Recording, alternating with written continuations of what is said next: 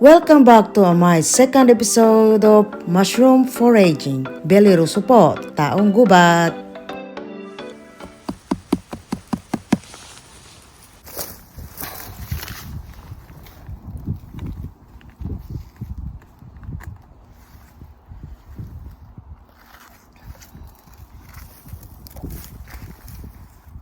Kaya lang kuha natin ngayon. Relax muna tayo. Ganda dito, tahimik. Wala tayong kaway. Diba? Ang mga mahilig na ganito kagaya ko mag-i-enjoy kahit mag-isa.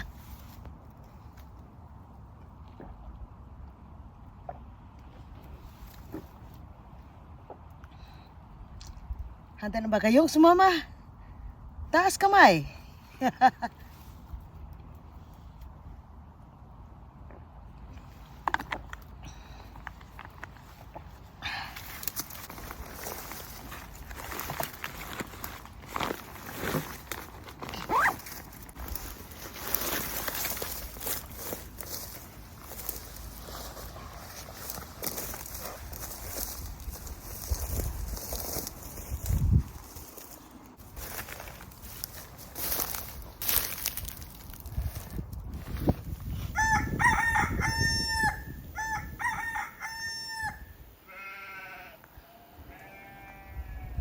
Hello guys! Welcome back to my YouTube channel po. Belly Ruso, ang taong gubat.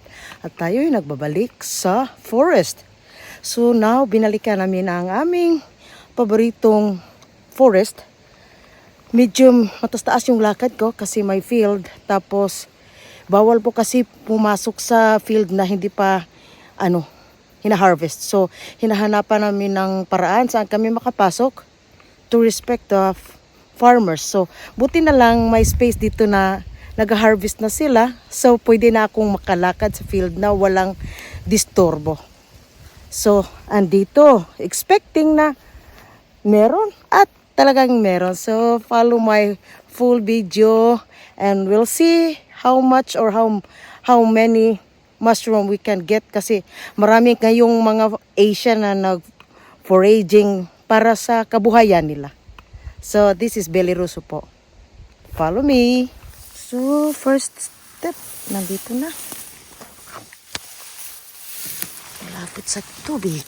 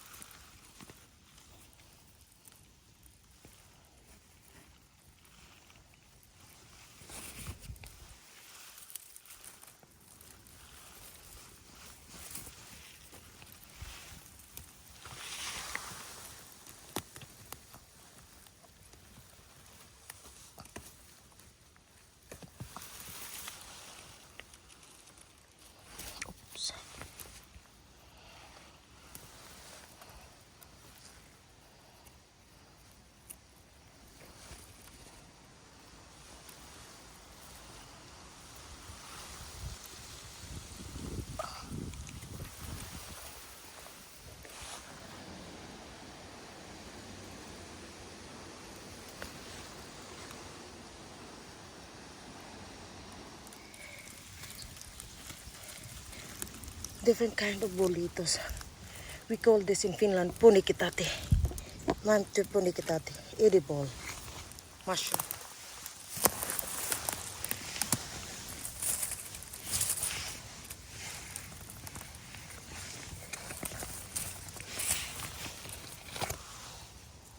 Going there. Thank you, Lord. Tsaka pa tayo sa mushroom ngayon.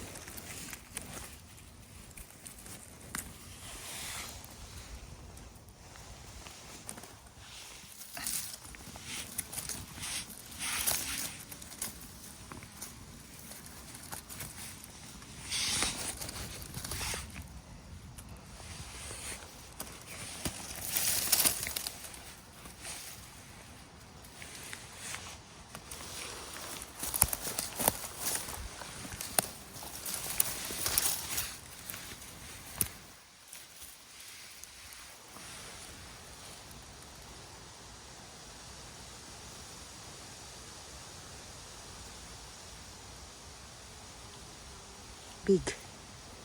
Big chanterelle mushroom.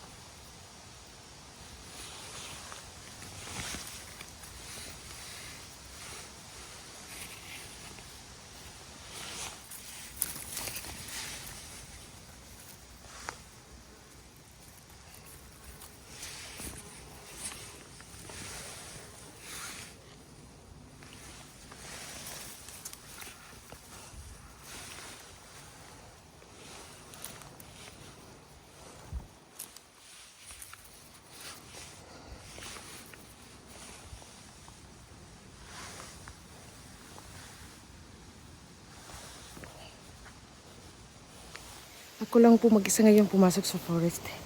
Kasi may sakit sa paa yung asawa ko. So hindi siya pwede maglakad ng matagal kasi pag naunat siya sa moving namin. Kaya nandun lang siya sa may daanan. So ako lang yung pumasok dito.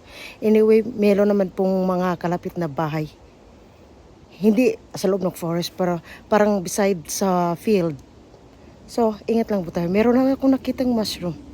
So, let's continue para masaya ang buhay, di ba? May bahay po na luma. Diyan. Ganda ng view, di ba? Lumang bahay. I'm not sure pag may tumira. It looks like abandoned. Kasi nasa gitna ng forest at field. At diyan ako galing. Puntahan natin doon. Sorry kasi makapal. Make ready sa mga gustong sumama sa akin. Nariting yung buhay boots, outdoor pants, outdoor jacket, water, mosquito spray, knife, little snacks, and make ready sa mga paa nyo na kayang lumakad ng mga ganitong klaseng lugar na walang daanan. Oo. Kasi ito yung paborito ko.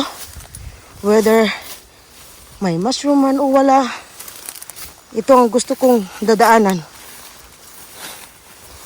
Yan o. At kabisaduhin din nyo yung daan. Ay yung saan kayo pupunta. Of course, I will not go so far from where I came from. Actually, sabi nila mga gulay daw to, wild gulay. Yan, parang saluyot. Pero, no ba, ito din. Parang saluyot nga eh. Yan, pero, wala nagturo sa akin, so hindi na lang ako kukuha for my own safety.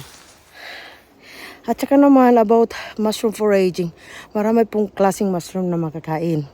Like the bolitos, the relative of bolitos, yung punikitati, yung medyo polka dots yung trunk niya. Pero hindi po masyadong matamis yan. Bolitos, yes, very delicious. Parang karne. Chanterelle, supilobah biro, another, ano tawag yan? Vanderwax mushroom, chanterelle, black trumpet chanterelle. Pero ayokong kumukuha ng mga mushroom na alam ko naman makakain or kunting, poisonous. Hugasan mo lang, you have to boil 10 times, 20 times para they have less taste. So flat taste. So I don't want to take risk dahil lang makakuha ng content. So no. My safety first. Ang sa akin mahalaga makapunta ko sa forest for recreation. Hindi po para sa content para may mga maraming manood. Well, I am grateful kasi may mga international na nanonood. Kasi yung mga forager din. So hindi po yung pinipilit kong manood kayo dahil sa walang kwentang video. Kasi marami akong mga video na hindi naman kailangan i-follow. Hindi, I don't discourage, pero hindi naman interesting sa iba. So, we don't force anyone. Kasi iba yun eh. So, yung content ko ngayon is my recreation. Kung saan ako tahimik, saan ako masaya, saan ako gumiganhawa ng tahimik. Lalo na sa panahon na wala kang ginagawang iba. Mas okay po dito kasi sa pagsabahay, pindot lang ng pindot ng phone, walang mangyayari sa buhay, di ba?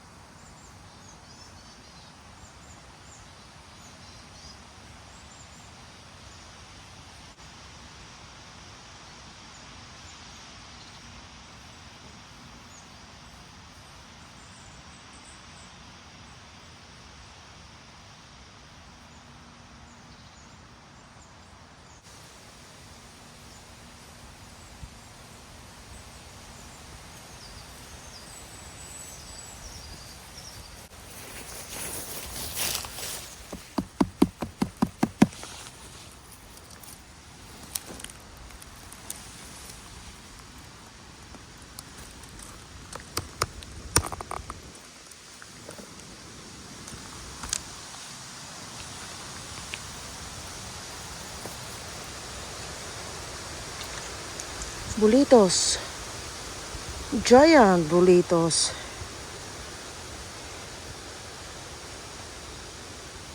Hopefully, may makukuha pa tayong makakain nito. Sarap po. I don't see any small bulitos yet. Maybe lack of rain. This kind of bulitos grow during that rainy time. Yeah. We'll see.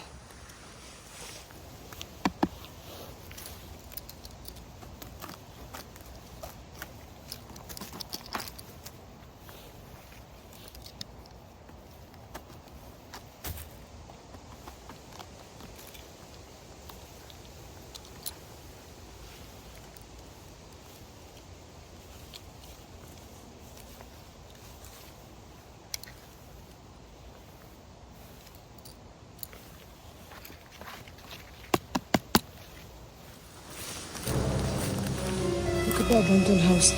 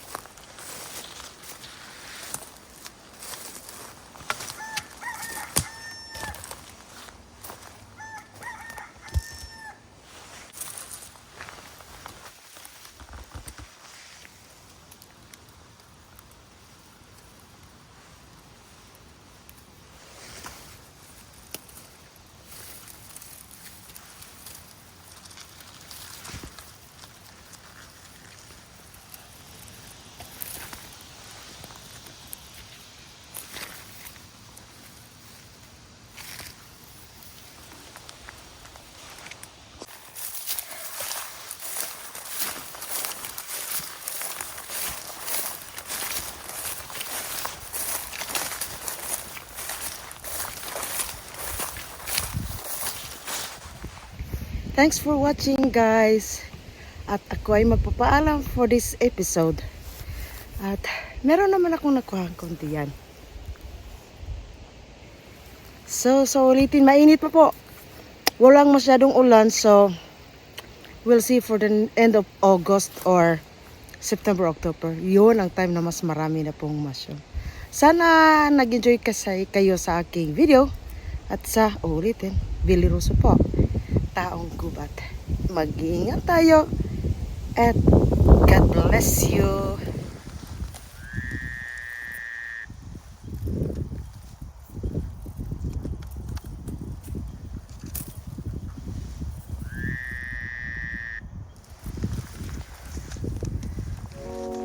Thanks for watching. Billy Russo po, taong gubat.